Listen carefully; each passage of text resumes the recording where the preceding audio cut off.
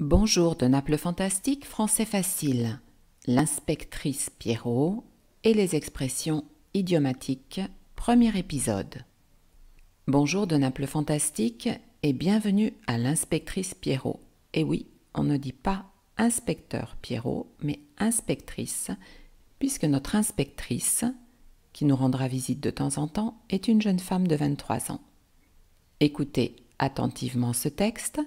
Nous analyserons ensemble brièvement les expressions une par une. Je vous donnerai un exemple de phrase et ensuite réécoutez le texte une deuxième fois en activant, si nécessaire, les sous-titres. Juste après le jingle, nous commençons.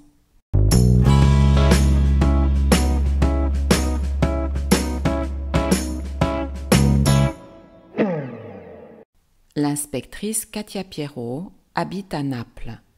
Il n'y a pas photo.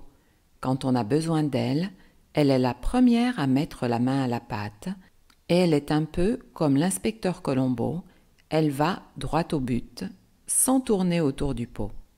Elle a plus d'un tour dans son sac et toujours prête à donner un coup de main. Elle se met en quatre pour ses collègues et pour sa famille. Et en cas de difficulté, elle tire toujours son épingle du jeu. Quant à son honnêteté, j'en mets ma main au feu. Elle aime son travail avant tout, mais elle réussit à garder du temps pour ses violons-dingres. Les arts en général, en particulier le chant et le yoga, mais aussi la cuisine et les voyages. On peut la qualifier d'oiseau rare. Elle adore tailler une bavette avec sa marraine Frédérique et elle partage le même point de vue. La sincérité est primordiale dans l'amitié. Katia Pierrot aime les expressions idiomatiques. C'est pourquoi, quand elle sera présente dans ma chaîne YouTube, de fil en aiguille, vous utiliserez facilement ce genre d'expressions. Ces expressions vous permettront d'époustoufler votre public si vous les utilisez à bon escient. Utilisez-les afin que votre auditoire reste bouche bée. Juste après le jingle, nous allons expliquer une par une les expressions.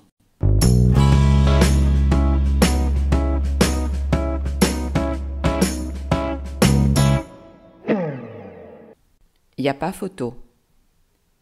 Cela signifie, c'est évident, il n'y a aucun doute. Cette expression rappelle que, lorsqu'il y a un doute sur la ligne d'arrivée entre deux chevaux, on les départage avec une photo. S'il n'y a aucun doute, il n'y a pas besoin de photo. Exemple, c'est elle qui a répondu la première. Il n'y a pas photo. Mettre la main à la pâte. C'est aider volontiers à faire quelque chose, aider concrètement. C'est comme le boulanger qui utilise et travaille la pâte pour faire son pain. Exemple, pour t'aider, nous avons décidé de mettre la main à la pâte. Droit au but. C'est aller directement, sans hésiter et avec sincérité. Exemple, j'ai peu de temps, donc dans mon discours, j'irai droit au but. Tourner autour du pot. C'est parler, mais sans être franc, chercher de tirer un avantage indirectement. Cette expression remonte au XVe siècle, car la marmite était appelée à l'époque pot. Dans la marmite cuisait le dîner du soir. Donc une personne qui voulait prendre quelque chose qui cuisait dans la marmite faisait le tour du pot avant de se décider. Exemple, au lieu de tourner autour du pot, dis-moi quel est ton dernier prix pour cette voiture d'occasion. Avoir plus d'un tour dans son sac. C'est savoir faire preuve de ruse et de malice quand la situation l'exige. Avoir aussi plus d'une idée en tête. Le magicien fait souvent sortir de son sac beaucoup d'accessoires, d'où l'expression « avoir plus d'un tour dans son sac ». Exemple, cet homme avait plus d'un tour dans son sac. Il savait très bien se débrouiller. Un coup de main. C'est une aide rapide, donnée spontanément ou suite à une requête. Ici, la main représente l'aide et le coup, une action rapide. Exemple, je te remercie pour m'avoir donné un coup de main pour monter ce meuble. Se mettre en quatre, c'est faire tout ce qui est possible, faire l'impossible. Au XVIIe siècle, on disait se couper en quatre. 4 personnes, évidemment, sont beaucoup plus efficaces qu'une. Exemple, les mères se mettent toujours en 4 pour aider leurs enfants. Tirer son épingle du jeu, c'est se dégager d'une situation délicate avec intelligence, presque avec ruse. C'est obtenir des bénéfices d'une situation compliquée. Au XVIe siècle, un jeu de balle permettait de faire sortir l'épingle du jeu pour gagner. Ceci n'est qu'une hypothèse de l'origine de cette expression. Exemple, il va essayer de tirer son épingle du jeu en vendant ses actions avant que leur valeur baisse. Mettre sa main au feu, c'est être certain, affirmer ce que l'on dit. Au Moyen Âge, la machine de la vérité était aussi l'épreuve du feu. On tenait une barre ou un gant en métal qui avait été rougi au feu pendant un moment. Évidemment, cela brûlait, et si la main de l'accusé guérissait dans les 3 jours, il était déclaré innocent. Exemple, je t'assure que je ne mens pas, j'en mets ma main au feu. Le violon d'Ingres, c'est une passion que l'on exerce hors de son travail. Vous le savez certainement, Ingres était un peintre du XIXe siècle, auteur, entre autres, de la Grande Odalisque. Mais Ingres avait une deuxième passion artistique. Il jouait du violon et devint même 2e violon à l'orchestre du Capitole de Toulouse.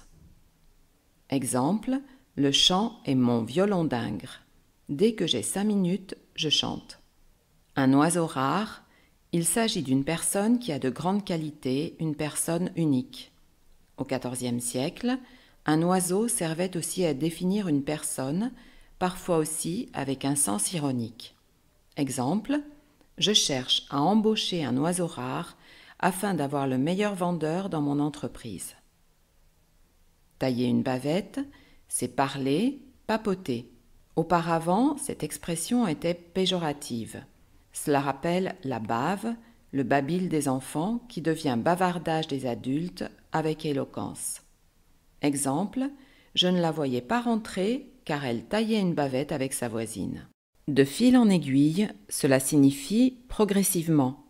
Concrètement, on passe le fil dans le chat de l'aiguille, puis on coud et on réalise un vêtement ou une broderie. Et ceci est progressif. Exemple, de fil en aiguille, j'ai appris à parler correctement le français. À bon escient signifie utiliser à juste titre, de façon appropriée. L'expression à bon escient a pour origine le latin scire qui veut dire savoir. Donc cela signifie en connaissance de cause. Exemple, j'ai utilisé cette expression à bon escient. Pour terminer, bouche bée, cela veut dire émerveillé, rester avec la bouche ouverte, surpris au point de ne pas pouvoir parler. Exemple, je suis resté bouche bée en entendant la nouvelle que tu viens de m'annoncer. Cette histoire est terminée. Comme je vous l'ai dit au début, je vous conseille de réécouter le texte une 2e fois afin de mieux comprendre la signification des expressions et leur usage. Merci pour avoir suivi cette leçon. Je vous invite à laisser un commentaire, à vous inscrire à ma chaîne YouTube Naples Fantastique sans oublier évidemment d'activer les notifications pour recevoir toutes les nouveautés. Parlez-en avec vos amis, partagez sans modération. À la prochaine fois. Merci, arrivederci.